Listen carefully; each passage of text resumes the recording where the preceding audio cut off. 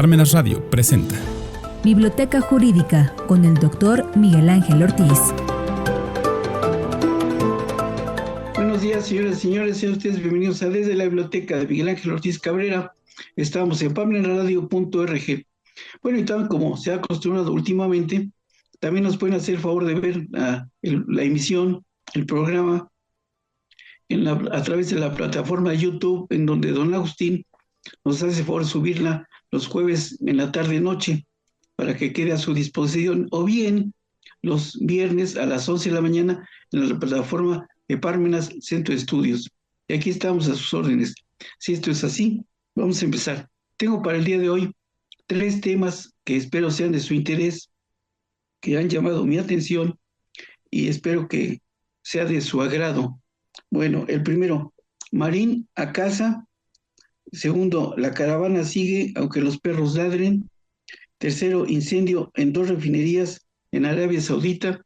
Y me acabo de enterar ayer de que Irán bombardeó, más bien hizo un hackeo a unas plantas,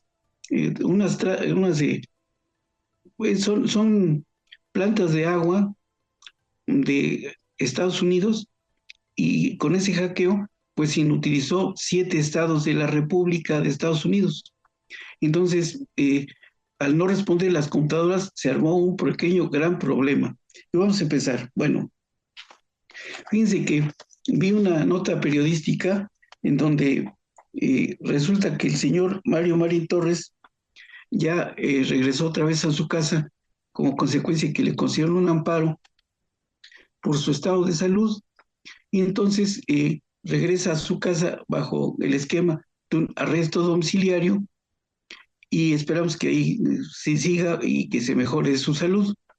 Todo fue como consecuencia del problema que se suscitó cuando se descubrió por la señora Lidia Cacho una red de pederastas en las cuales estaba involucrado él, el señor Jan Sucarcuri y el señor Kamel Nasif, y muchos más, hasta políticos, un señor Miguel Ángel Linares, que fue gobernador del estado de Veracruz, en fin, mucha gente de mucho renombre, no reconocimiento, de mucho renombre en el país, estaban metidos en ello. Y entonces ella sacó un libro que les voy a mostrar que se llama Los demonios del Edén. Entonces, por esa circunstancia, en represalia de ello, aquí está el libro. Le abrieron una averiguación previa, libraron la orden de aprehensión por un delito y fueron por ella hasta Cancún, la trajeron por tierra, suministrándole cualquier tipo de tortura psicológica sobre todo, y bueno, también física, porque ella narra en este otro libro, Memorias de una infamia, aquí está, como los judiciales que fueron por ella, primero no la dejaban ir al baño, ella tuvo necesidad de desahogar fisiológicamente su organismo en los pantalones, y después había uno de los judiciales que le ponía la pistola en la boca. Entonces, todo eso trajo como resultado la tortura, y una vez que ella logró salir de la cárcel de acá, presentó algunas quejas en un tribunal internacional de la ONU, y como hay una violación a sus derechos humanos, a sus derechos fundamentales, entonces vino la recomendación del Tribunal Internacional al Tribunal de Cancún, y después el Tribunal de Cancún al juez que conoció en primera instancia de la averiguación previa, y libraron la orden de aprehensión contra el señor Mario Marín Torres. Fue detenido en Acapulco y llevado a la cárcel de Almoloya, en donde el estar ahí, yo no he tenido oportunidad ni siquiera de visitarla. 2 veces me cancelaron la visita con alumnos, pero amigos personales y compañeros de la profesión que sí han estado ahí, dicen que es una situación realmente atentatoria de los derechos humanos. Tal es así que tuve también otro alumno que él, por una confusión, por una homonimia del apellido, había varias personas con su nombre, libraron la orden de aprehensión contra él, se lo llevaron, estuvo una semana, el abogado que lo defendió muy hábilmente demostró que era una homonimia, que él no tenía nada que ver en eso, y entonces dictaron un auto de no vinculación a proceso, pero dice que el estar ahí es una situación más que terrible, dantesca, que sí efectivamente es una situación muy difícil de describir. No les digo el nombre porque es un excelente alumno, brillante alumno, pero él me contó de viva voz su experiencia en ese reclusorio donde estaba el señor Marín, en unión del señor Zavala. Bueno, por lo menos ahí podía jugar dominó. Y bueno, qué bueno que ya regresó. Y ese es el primer punto que les quería comentar. Pero obvio, esa circunstancia de que haya salido de allá trae como resultado que le hayan decretado un arresto domiciliario y este arresto domiciliario está eh, previsto en la página 137 del libro Sustitutivos de la Prisión, Crisis Penitenciaria y los Sustitutivos de la Prisión de Luis Rodríguez Manzanera. Y también, al mismo tiempo, para que no se sustraiga la acción de la justicia, le van a poner un brazalete electrónico con el cual lo van a tener vigilado las 24 horas del día. No, eso es lo que aparece oficialmente, pero falta que ver qué dice la señora Lidia Cacho Ribeiro, porque con el poder que tenía el señor Marín aquí, pues también sigue existiendo un riesgo de fuga, porque tan sencillo como que rompan el brazalete y se dé a la fuga en alguna de las pistas clandestinas que hay en el país y no lo vuelvan a ver nunca. Por eso es muy delicado, aunque se tomen las providencias del caso, no deja de ser riesgoso. Y bueno, habrá que ver si la juez que decretó eso tome en cuenta esas circunstancias, porque si no, en cualquier momento el señor puede volar, no lo vuelven a ver en su vida. Y bueno, si esto es así, les muestro el libro del señor Rodríguez Manzanera, a quien tengo el honor de conocer. No sé si está dedicado el libro, creo que sí. Aquí está. Ah, sí, mire, aquí está, me lo dedicó en el 98. Aquí está. El libro es bueno, muy interesante, muy importante. Sobre todo me fue muy útil cuando impartí una materia en el posgrado en la Universidad Autónoma de Tlaxcala que se llama penología, porque muchas de las cosas que están acá se aplican en esa disciplina, que es una consecuencia de la pena que se impone. Bueno, si esto es así, el siguiente punto que les quería comentar es que muchas de las personas que nos hacen favor seguirnos, les ha llamado la atención el parafraseo que hago y que refiero que en un lugar de la Mancha, cuyo lugar no quisiera recordar, y eso se relaciona con un acto de injusticia que se cometió en mi contra por esa universidad que está al final de la recta, cuyo nombre no quisiera recordar, porque como consecuencia del asunto de la señora Lidia Cacho, yo daba clase de Derechos Humanos de 7 de la mañana.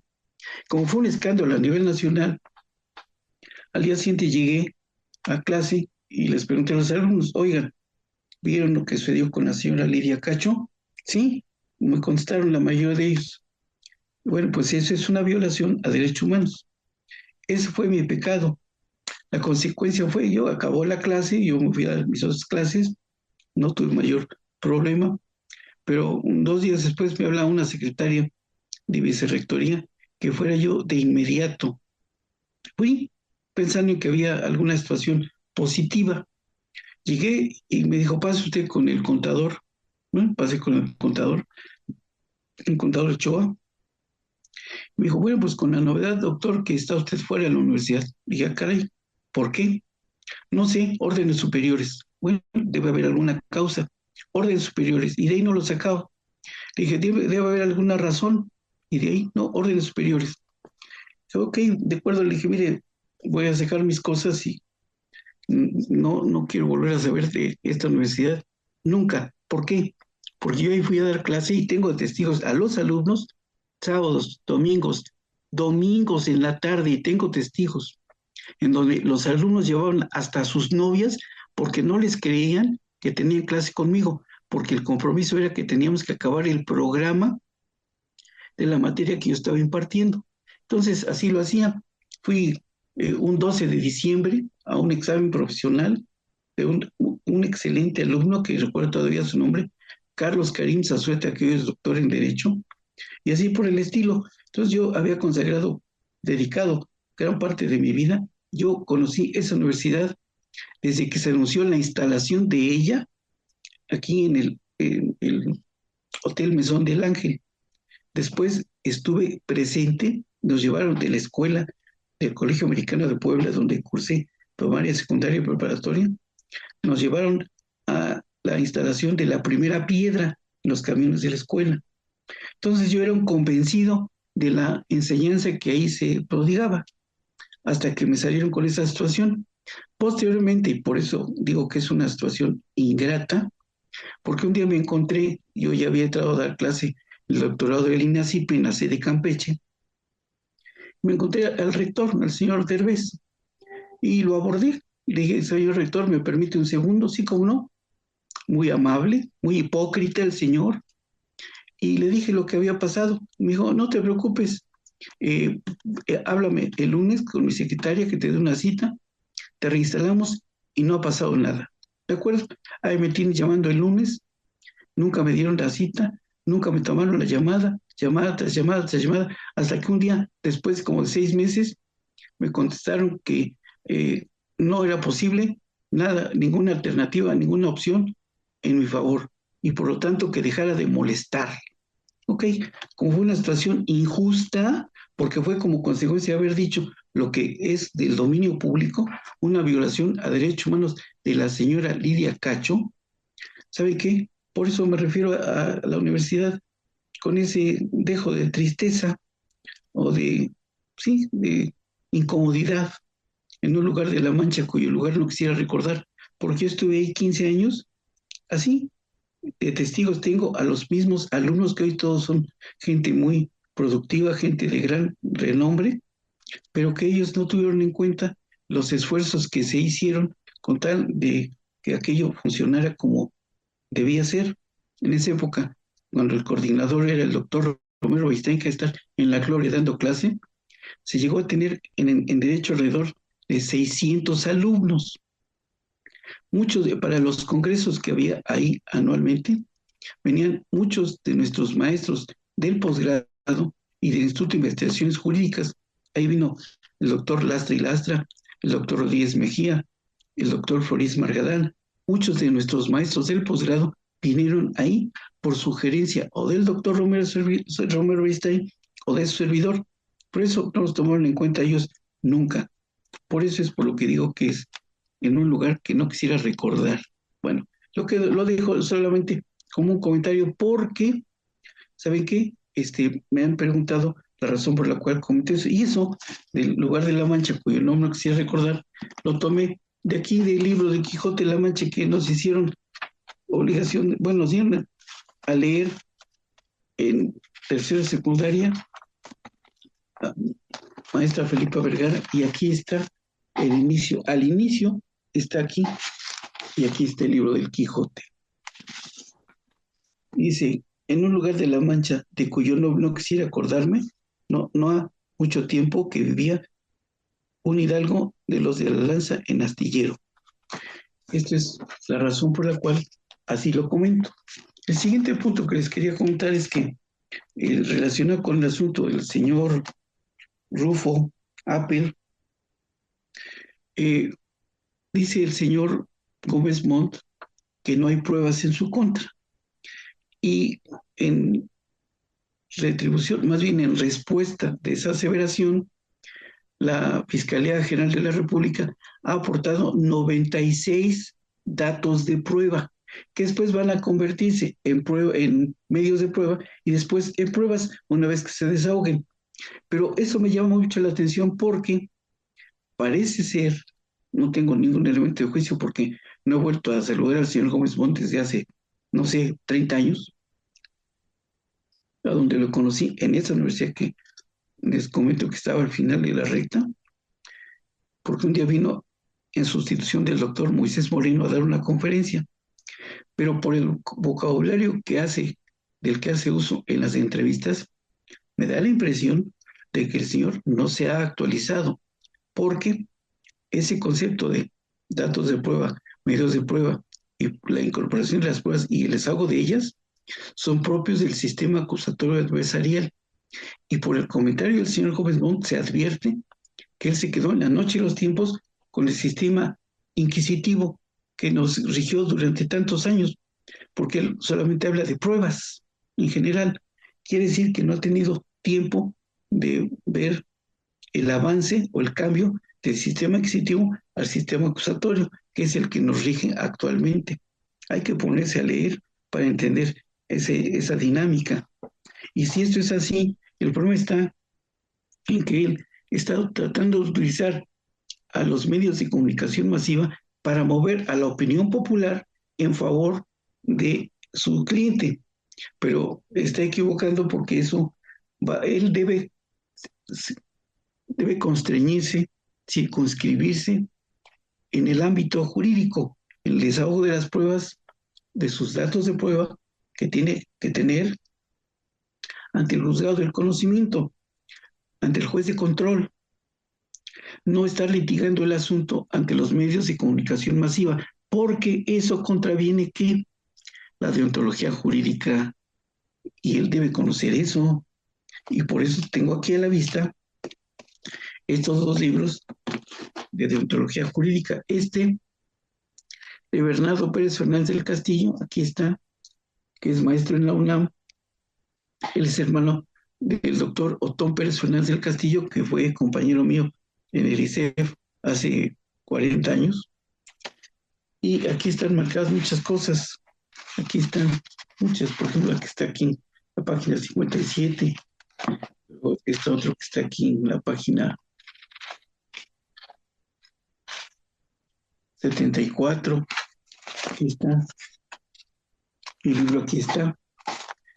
Y tengo muchas cosas que fui marcando cuando lo fui leyendo, por ejemplo, lo que está aquí en la página 85, aquí está. Pero también tengo este otro que me fue muy bueno hace muchos años, de José Salmans, de Ontología Jurídica. Aquí está, ya nada más. Esto es un tesoro porque es de la Universidad de Lubán. Lo mandé empastar porque ya era bastante añejo, es de 1947, pero es una joya. Casi nadie tiene este libro. A mí me lo pidió prestado uno de los mejores maestros que tuvo esa universidad, el doctor Knut Mesger. Se lo presté y con este daba la clase porque él se lo sabía. Y inclusive aquí tengo una marca que le puse de la página 111, eh, un cliente que estaba llevando en esa época, y otra que tengo aquí en la página 109. Aquí está, para que vean que sí, lo leí. Aquí está. Aquí está el libro. José Salmans. Nombre. Hasta abajo está el nombre. José Salmans. Es un libro español. Él estudiaba más bien era maestro en la Universidad de Lubán, en Bélgica, a donde estudiaron unos amigos míos. Él era maestro de teología moral. Estudiaron ahí el maestro Moisés Romero Carreto y su hermano Alejandro Romero Carreto, hoy doctor en Derecho y notario 5 de Huejotzingo, ahí en Lubán, Bélgica. Y si es así, entonces el señor Gómez Montt está picando el chueco. Debe limitarse al ámbito jurídico, no estar haciendo exposiciones a tontas y a locas en los medios de comunicación masiva, tratando de influir sobre ellos. Y la situación del juicio oral, bueno, mínimo, así como para abrir boca, les sugiero este libro, El ABC de los juicios orales en materia penal, del doctor Miguel Carbonell. Aquí está, que también tiene cosas muy valiosas. Es el, para empezar a entender lo que significa este libro. Aquí vienen muchas cosas que fue explicando el doctor. Aquí está marcado, por ejemplo, vean, y aquí está el libro. el doctor Miguel Carbonell, que fue discípulo de Luigi Ferrajoli en Italia. Y si esto es así, bueno, lo que ha acontecido también es que en el caso de la señora Lidia Cacho hubo una violación a sus derechos fundamentales.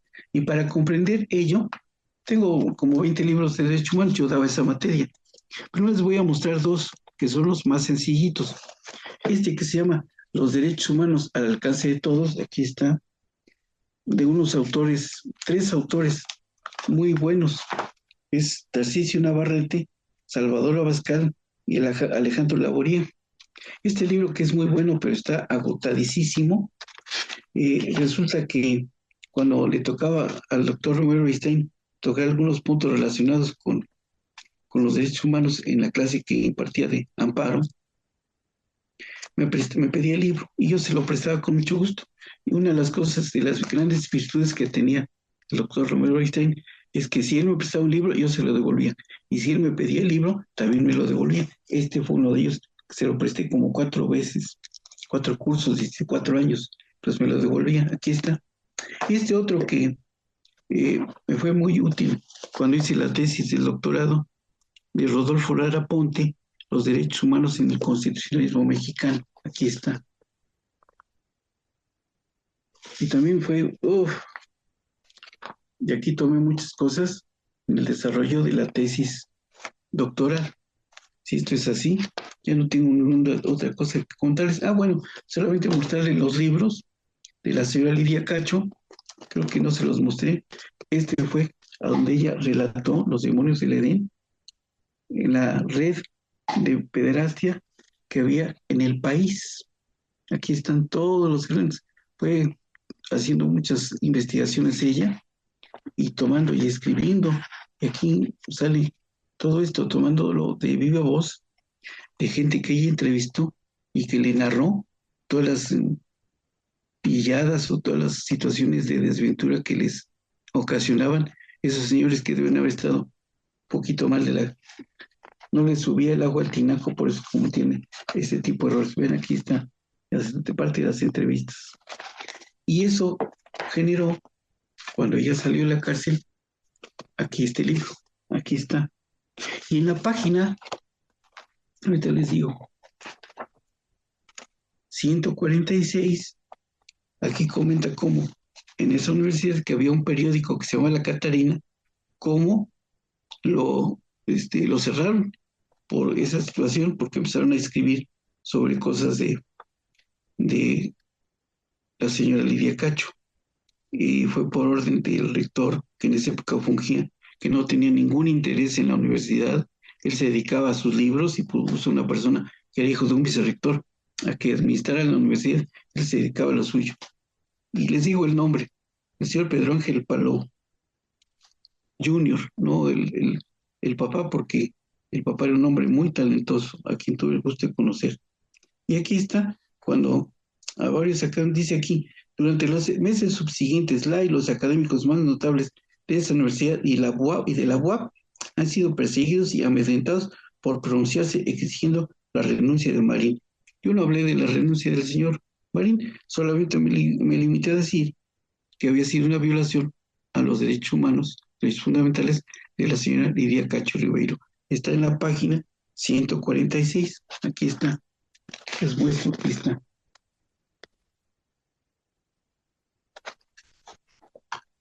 Este es así. Cierro el capítulo ese para que ya no volvamos a insistir sobre ese particular.